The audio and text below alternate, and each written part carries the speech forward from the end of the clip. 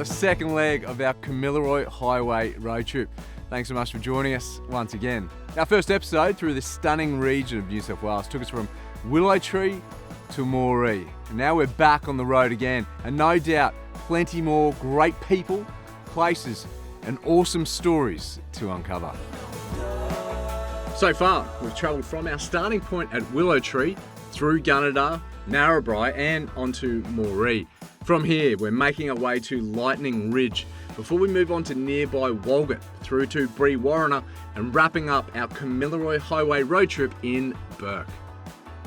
Well, still a way to go, and that means plenty more people to meet, plenty more road to cover, and plenty more of Australia to experience. They say that there is nowhere in Australia quite like Lightning Ridge.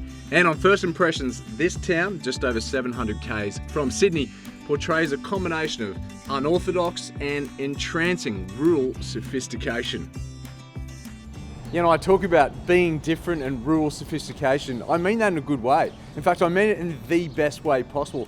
I'm a massive fan, and plenty of others are. 80,000 visitors come to Lightning Ridge each and every year, and it is the only place in Australia and very few places in the world that has the highly prized and very rare black opal.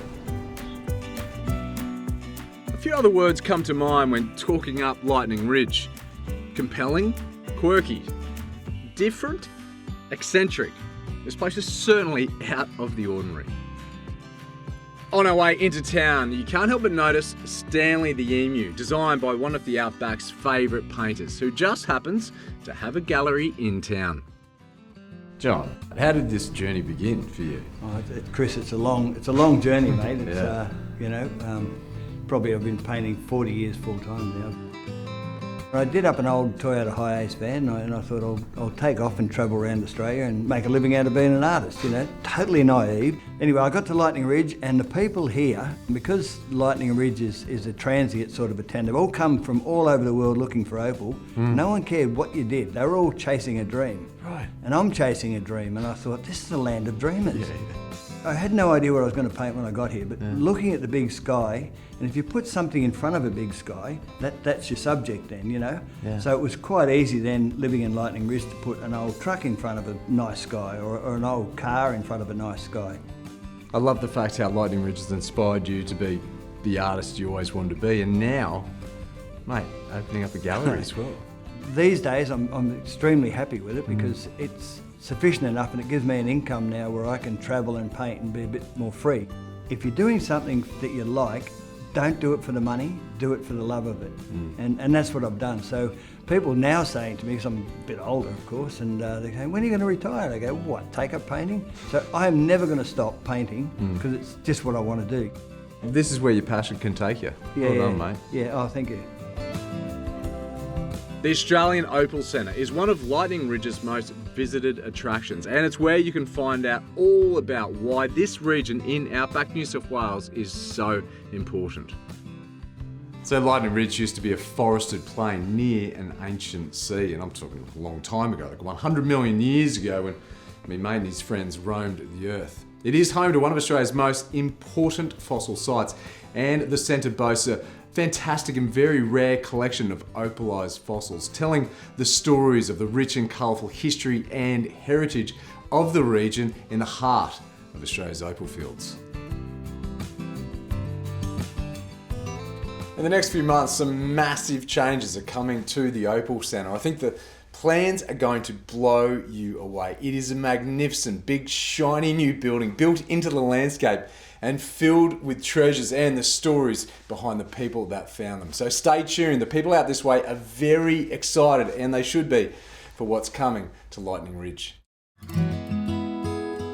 Pete Cook, outback opal hunter, gatherer of many treasures, a man of ideas and a true legend out here.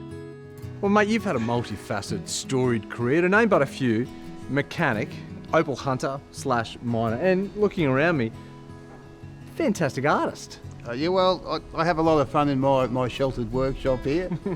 Mate, do you remember that moment where you found that first opal of note you pulled out of the ground after hours and hours of toiling?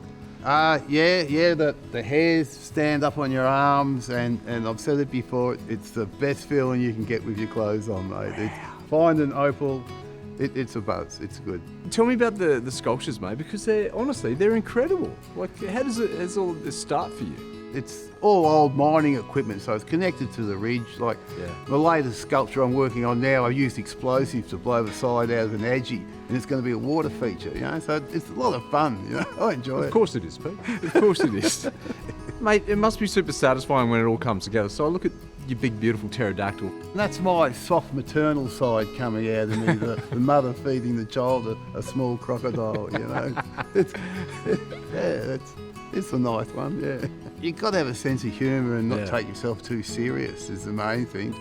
So, mate, what's the next part of the plan? Because I know the brain doesn't stop ticking. With the sculptures, I thought an excuse to keep making more of them is have an 18-hole mini golf course. So every green's got to have at least one sculpture or more. Oh, so each one of your sculptures is going to be a hole. So Absolutely, you've got to, say, bang it through the pyramid Yeah, we up a ramp through the pyramid around there. There's an agitator that'll be spinning around. You'll put the golf ball into that and it'll come out. There's some goofy stuff going on. I don't reckon I want to be Pete Cook when I grow up. You're having the time of your life out here, aren't you? I am, and I still haven't grown up. So it's good. It's a good spot, and that's what Lightning Ridge is about. Unless you do what you want to do. Oh, this is the way to finish the day here at the Bore Baths in Lightning Ridge. Now, this water is naturally heated to 41 degrees from the artesian waters below, and from a basin said to be around 2 million years old. Absolutely glorious. Well, tomorrow we're on the move again, plenty more adventures down the road. But that is then, and this is now, where I'm just going to soak these old bones and I'm going to say goodnight before I fall asleep. Good night.